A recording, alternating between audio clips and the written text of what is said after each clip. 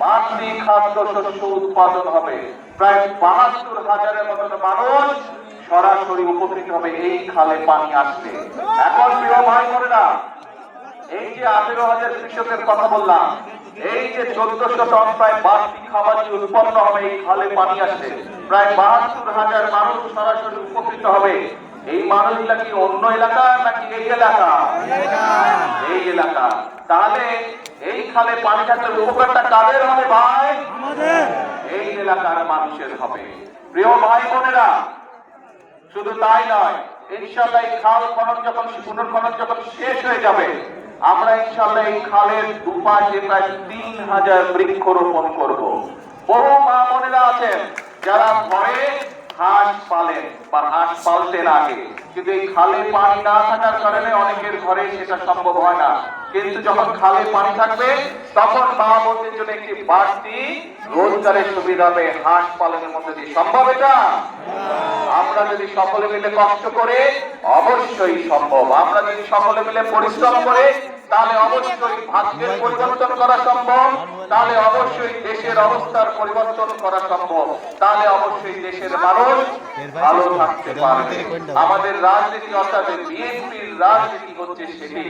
আপনারা দেখেছেন নিশ্চয়ই, কম বেশি সকলের মনে আছে, এই যে প্রায় ২ মাস ২.৫ মাস আগে নির্বাচনটি হয়ে গেল, এই নির্বাচনের আগে কিন্তু আমরা দেশের মানুষের কাছে প্রতিশ্রুতি দিয়েছিলাম যে বিএনপি আল্লাহর রহমতে দেশের মানুষের সমর্থন নিয়ে সরকার গঠনে সক্ষম হলে দেশে আমরা শহীদ জিয়ার রেখে যাওয়া সেই খাল খনন কর্মসূচি শুরু করব এবং ইনশাআল্লাহ আগামী ৫ বছরে আমরা চেষ্টা করব সারা দেশে এই উলসি বা যেটাকে এই এলাকার মানুষ জিয়া খাল হিসাবে চিনে এইরকম প্রায় ২০,০০০ কিলোমিটার খাল আমরা খনন করতে চাই, যাতে করে গ্রামের মানুষ, গ্রামে বসবাসকারী মানুষ, কৃষক হোক, মা বোনরা হোক, এলাকাবাসী হোক, তরুণ সমাজের সদস্যরা, তরুণরা হোক, বিভিন্ন রকম আয় রোজগারের সুবিধা সেখান থেকে করতে পারে। আমরা খাল খনন করতে চাই।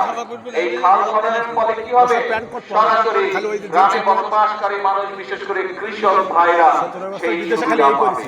শুধু ভাই বোনরা তাই নয়, আমরা নির্বাচনের আগে বলেছিলাম এই এখানে বহু মা বোন এখানে অপেক্ষা করছেন, মা বোনেরা এখানে এই আজকের এই সবাই এসেছেন, এই খাল খনন কর্মসূচি অনুষ্ঠানে এসেছেন। আমরা বলেছিলাম বাংলাদেশের জনসংখ্যা, এই যে প্রায় ২০ কোটি জনসংখ্যা বাংলাদেশের, এর অর্ধেক হচ্ছে নারী।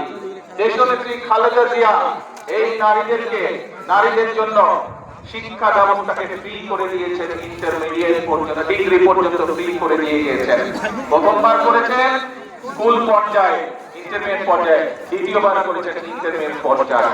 এই খালেদা জিয়ার সেই কর্মসূচির অংশকে আমরা আরো সামনে নিয়ে যেতে চাই। এই জন্য আমরা সিদ্ধান্ত গ্রহণ করেছি যে ইনশাআল্লাহ খালেদা জিয়া ইন্টারমিডিয়েট ডিগ্রি পর্যন্ত করে দিয়ে, ইন্টারমিডিয়েট পর্যন্ত করে দিয়ে গেছেন, আমরা মেয়েদের শিক্ষা ব্যবস্থা ইনশাআল্লাহ ডিগ্রি পর্যন্ত অর্থাৎ উচ্চতর পর্যন্ত ইনশাআল্লাহ এইটা হবে আমাদের এইবারকার কর্মসূচির একটি অংশ। শুধু মেয়েদের শিক্ষা ব্যবস্থা আমরা ডিগ্রি পর্যন্ত ফ্রি করবো না, একই সাথে আমাদের যে মেয়েরা ভালো রেজাল্ট করতে পারবে তাদের জন্য উপবৃত্তির ব্যবস্থা করবো সরকার থেকে, যাতে করে তারা আরো উচ্চতর শিক্ষা লাভ করতে পারে। এখন প্রিয় ভাই বোনেরা, আমরা বলেছিলাম খাল খনন করব, আমরা কিন্তু আমাদের ওয়াদা রেখেছি। দেশে আমরা খাল খননের কর্মসূচির কাজ শুরু করেছি। আজকে এইখানে শুরু করলাম, এর আগে আমি দিনাজপুর দিয়ে খাল খননের কর্মসূচি শুরু করেছিলাম। প্রিয় ভাই বোনেরা, আমরা বলেছিলাম মা বোনদের যেরকম শিক্ষার ব্যবস্থা আমরা ডিগ্রি পর্যন্ত থেকে শুরু করে উচ্চতর পর্যন্ত আমরা ফ্রি করবো, একই সাথে উপবৃত্তি দিব আমরা যেরকম, ঠিক একইভাবে আমরা বলেছিলাম এই মাদেরকে শিক্ষার পাশাপাশি স্বাবলম্বী করার জন্য আমরা ফ্যামিলি কার্ড দিব মা বোনদের হাতে। বিশেষ করে যে সকল মায়েরা, যে সকল বোনেরা পরিবারের প্রধান, সেই নারী প্রধান পরিবারের হাতে, পরিবারের প্রধান নারীর হাতে আমরা ফ্যামিলি কার্ড পৌঁছে দিব, সেটারও কাজ আমরা শুরু করেছি। ইনশাআল্লাহ আগামী ৫ বছরের মধ্যে আমরা চেষ্টা করব সকল গ্রামে, বাংলাদেশের সকল গ্রামে সকল মায়েদের হাতে এই ফ্যামিলি কার্ড পৌঁছে দেওয়ার চেষ্টা করব ইনশাআল্লাহ। আমরা এর মাধ্যমে প্রতি মায়ের কাছে প্রতি নারী পরিবারের প্রধানের কাছে আমরা মাসে সরকারের পক্ষ থেকে ইনশাআল্লাহ 2500 টাকা করে পৌঁছে দেওয়ার ব্যবস্থা করবো, যাতে করে তারা তাদের সন্তানদের দেখভাল করতে পারে, তাদের সন্তানের পড়ালেখা দেখভাল করতে পারে ভালো করে, তাদের সন্তানকে দু চারটি ভালো খাওয়াতে পারে, যাতে করে তারা মা বোনেরা একই সাথে সেই 2500 টাকা থেকে ছোট ছোট উদ্যোগ গ্রহণ করতে পারে। হাঁস পালন, মুরগি পালন, গরু ছাগল পালন, এরকম কাজ করার মাধ্যমে, এরকম ছোট ছোট ব্যবসার মাধ্যমে যাতে মা বোনদের একটা নিজের রুজি রোজগারের ব্যবস্থা সেটি আমরা করতে চাই। প্রিয় ভাই বোনেরা, আমরা দুদিন আগে আরেকটি সিদ্ধান্ত গ্রহণ করেছি। এই মা বোনদের একটি ব্যাপারে খুব কষ্ট হয়, রান্না বাড়ির ব্যাপারে কষ্ট হয়, সেটি গ্রামের মা বোনই হোক, সেটি শহরের মা বোনই হোক। আমরা যেরকম সারা দেশের মায়েদের কাছে আমরা যেরকম ফ্যামিলি কার্ড পৌঁছে দিচ্ছি, সেরকম আরেকটি কার্ড দিতে চাই, সেটি হবে এলপিজি কার্ড, এলপিজি গ্যাস। এটি আমরা মা বোনদেরকে পৌঁছে দিব, যাতে করে মা বোনদেরকে রান্না বান্নার জন্য কষ্ট করতে না হয়। প্রিয় ভাই বোনেরা, আমরা বলেছিলাম যে বিএনপি সরকার গঠন করলে কৃষক ভাইদের জন্য আমরা কৃষি কার্ড দিব। কৃষক ভাইদের আমরা 10,000 টাকা পর্যন্ত কৃষি ঋণ যেটা আছে সেটা আমরা মওকুফের ব্যবস্থা করব। আল্লাহর রহমতে আমরা সেই কাজে শুরু করেছি এবং সরকার গঠনের প্রথম 10 দিনের ভিতরে আমরা কৃষকদের যে যাদের 10,000 টাকা পর্যন্ত কৃষি ঋণ ছিল তাদের সেই কৃষি ঋণ আমরা মওকুফ করেছি। প্রিয় ভাই বোনেরা, আমরা বলেছিলাম দেশের বিভিন্ন জায়গায় বিভিন্ন মিল কলকারখানা বন্ধ হয়ে গিয়েছে।